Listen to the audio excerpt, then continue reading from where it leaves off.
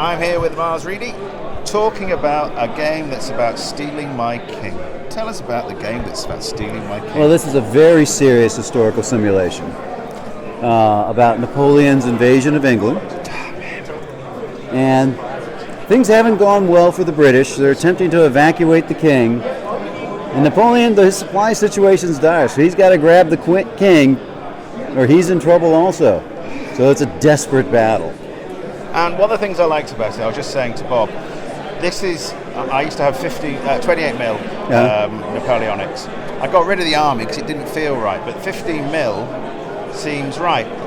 Who's the manufacturer of most of these figures? I would say most of the figures are AB. Oh, right. Okay. So technically 18. Right. There's some old lorries, and then some I just don't know who the manufacturers are. But I'd say it's 80% AB.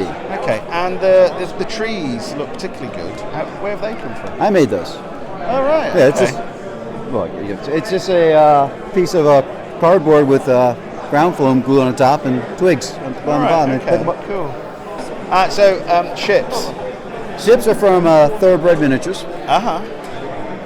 So is that a US company? Because I've not heard of them. They are a US company. They have a line of true 15 millimeter War of 1812 ships. I've repurposed a few.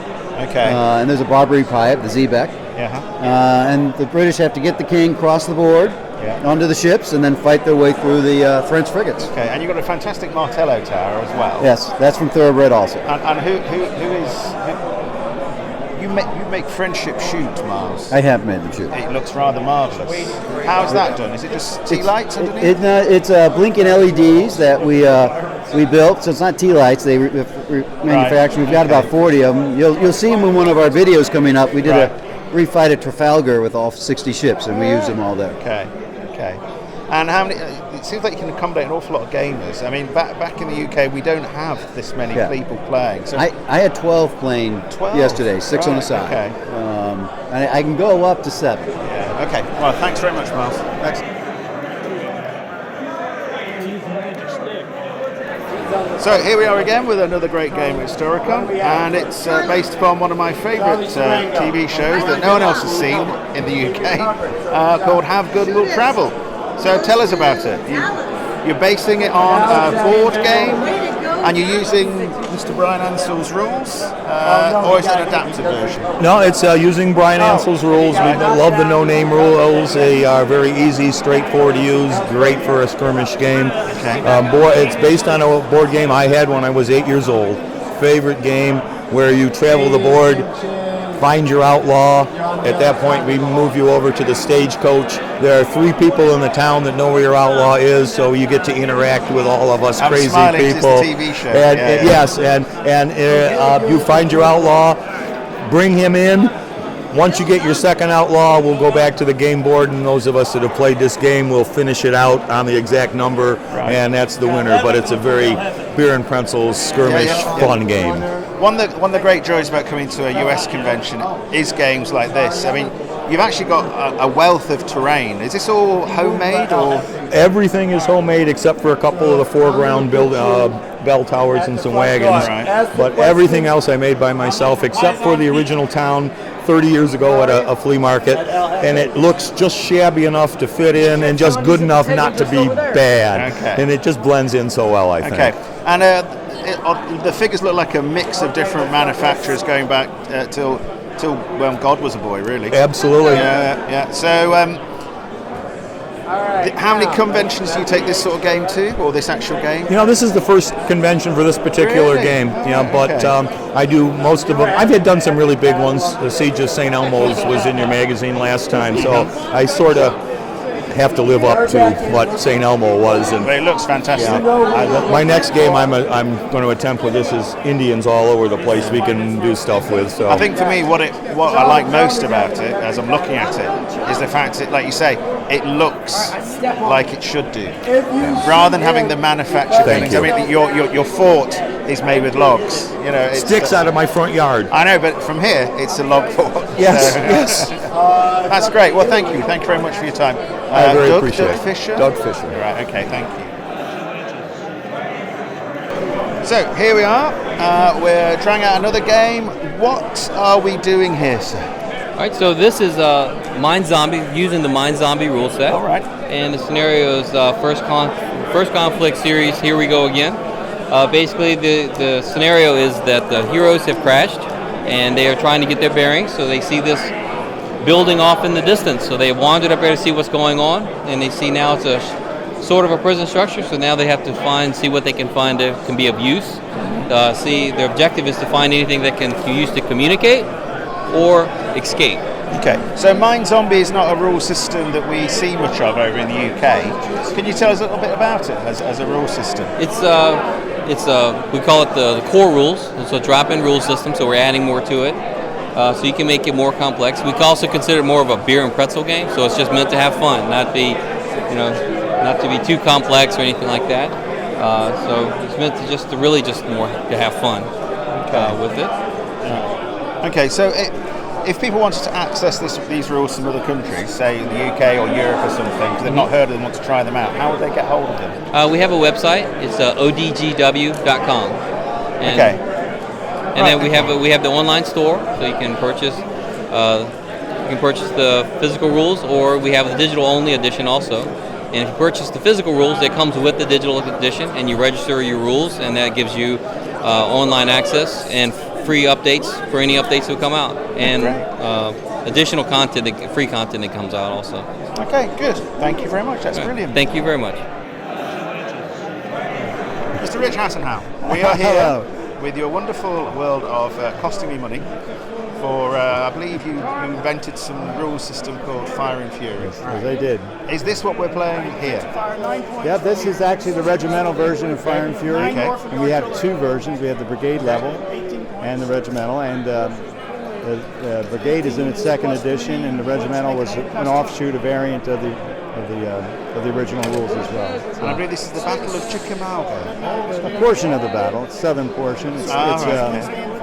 It's the famous Wilder Brigade up against the Confederates, so with their repeaters. Right.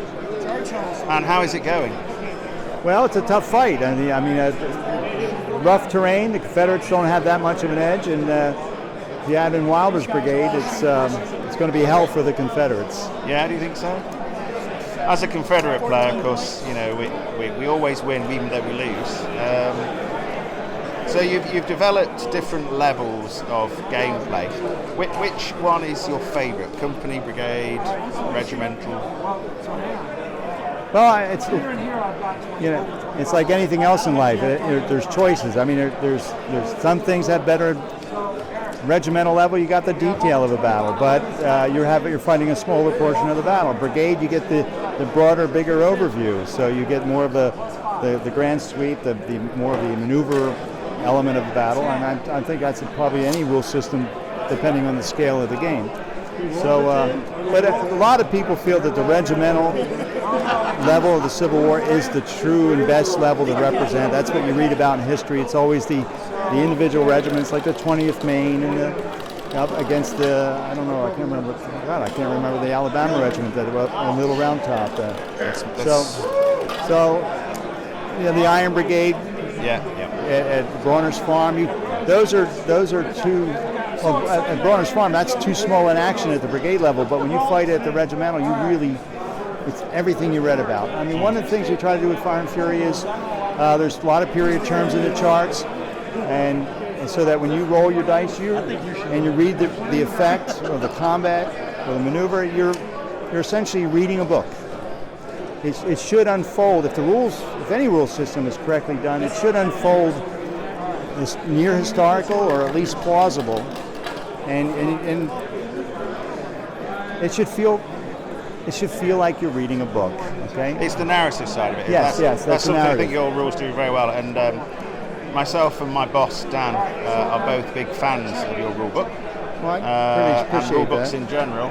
We're both big fans of the ACW as well. Yeah. But we started putting the A in front of ours. All right. And when we realized that you guys had one too. No, we don't talk about that ever again. We're probably heading towards another one right now, but don't worry about it. It's all good. Okay, well, thanks very much, Rich. That's awesome. Oh, glad to meet you. So we're in the Pacific War, 1944. Right, so this is PELELIU Island, 1944. Okay. The Marines were attacking a Japanese-held island. The beaches are enflatted on both sides, so the Marines on the flanks are having a difficult time. Most of the landing craft have landed. There's still some Marines in the water. The Shermans are approaching on this turn. There's some Marine Engineer divisions that are also approaching on this turn. Most of the Marines on shore have found cover finally. The first 2 turns were very tough for them in the open on the beach. Now they've found cover and they're digging in, preparing to make their next jump where they have to attack the Japanese bunker lines. Okay, so you're playing the game exactly as it was on the day, or are you using a bit of what if? No, this is pretty much as close as we can get it historically. The troop ratios, as close as I can get it, this is what it was. Right, okay. So did you do a lot of research to put the game together? I did a lot of research to put this game together. So the squads are organized according to the Marines in 1944. The Japanese are organized as close as I can get them. The next turn is going to see the Japanese tank attack, which took place. This was an island where you had Marine infantry moving, Japanese infantry moving. They weren't all in bunkers. They were out moving around. You had Japanese tanks. You had Marine tanks.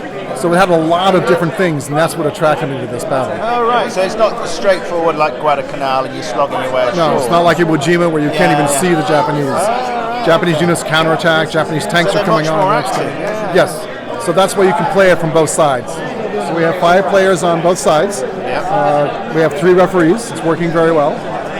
And you're using bolt action or an adapted version? This is an adapted version of bolt action. So in the bag I have 8 dice for each side. Right. So when I pull a die, one side goes. I pull a die on the other side side goes. So it plays very quickly. Okay. So how long would you say from setup to end of game have you got? Well, from the time we start the game, it'll be about 4 hours. Right. But we have 60 units on the American side, a few more than that on the Japanese side. We were helping the players a lot in the first hour and a half, and now they don't even pay attention to me anymore. That's why I thought I could talk to you, because you seem like you were not sitting back, but letting them enjoy themselves. I'm just the guy who pulls the dice out of the bag now. That's all they need. Okay, well, thanks very much, John. That's awesome. Well, thank you.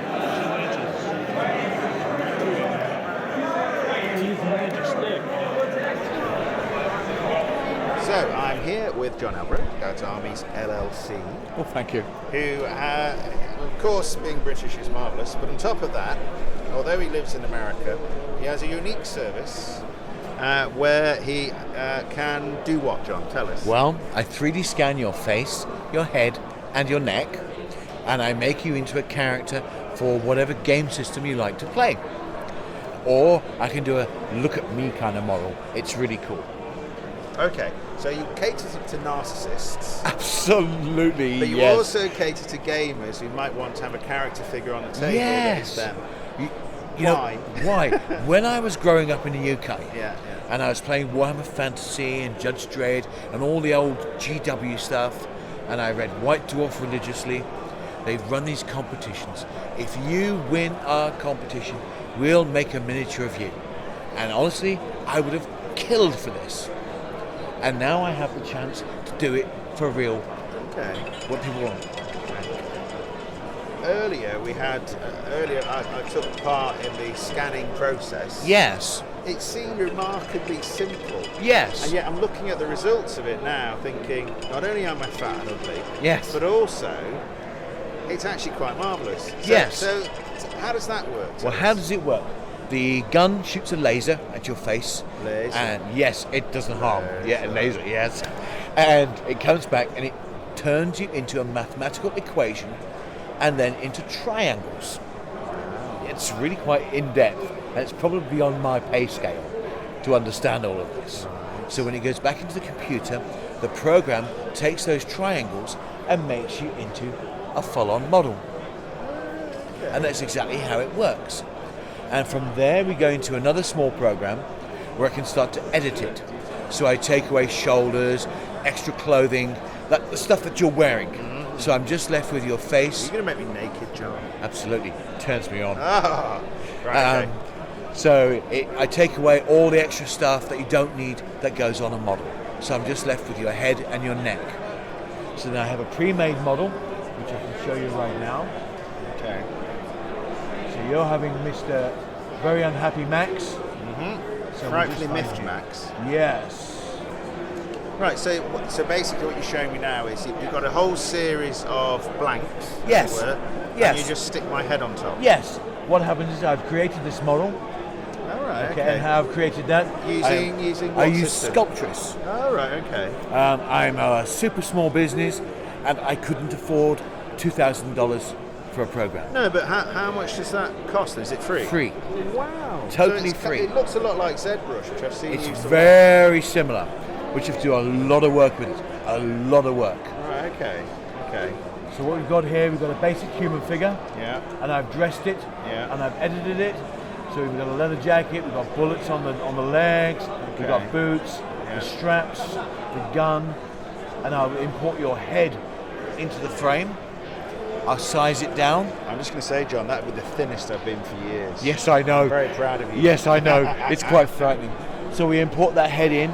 Right. I size it down. I solidify it so it becomes like this. Yeah. And I fix it to the model completely. So from here, when I go home, I send that picture to the printer, and that takes a few minutes to just download, and then it's around an 18 to 19 hour process Yeah, I know, it takes of a the long printing. time. When it comes out of the printing, it goes into a wash for around 25 Yes. minutes. Yes. And Spin from- cycle? Yeah, pretty much. Yeah. And then it goes into a laser and UV heat oven for around 90 minutes. 90 minutes, gas mark full? Gas muffle. Okay. Comes out of there, and you're left with effectively scaffolding which looks like this. So the model prints upside down, so these supports help build the model. So I would take all this off, box it up, mail it out, job done. And that's that.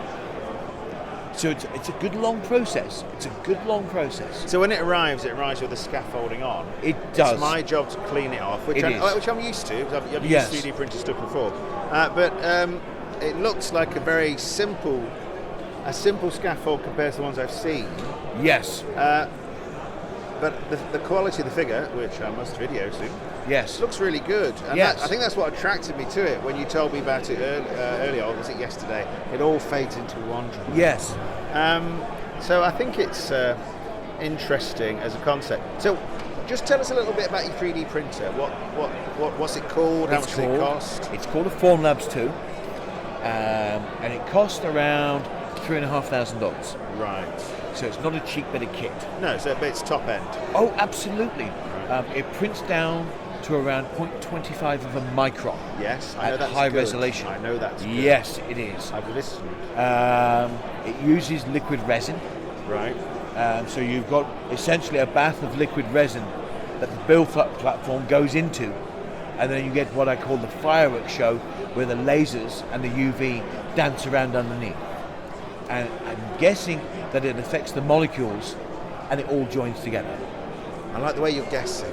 Well, you see, We don't need to know exactly how it works. It works. yes, That's you it. see, I don't have a background in design or art. Oh, right, okay. I was a gourmet chef, you see. Now, where I come from, the sculpting thing, I entered the Salon Culiné, which is the Olympics for chefs in London at Olympia when it existed, and I used to do butter and fat carving, Okay. which is a very similar process, just on a very much larger scale. That's fascinating. And I came away with a bronze and a silver at Salon Culiné in London. Oh, that was a long time ago. Okay, thank you very much, John. This video has been produced by WI Prime. WI Prime is Wargames Illustrated magazine's online members club. As a WI Prime member, you get access to all Wargames Illustrated videos before anyone else.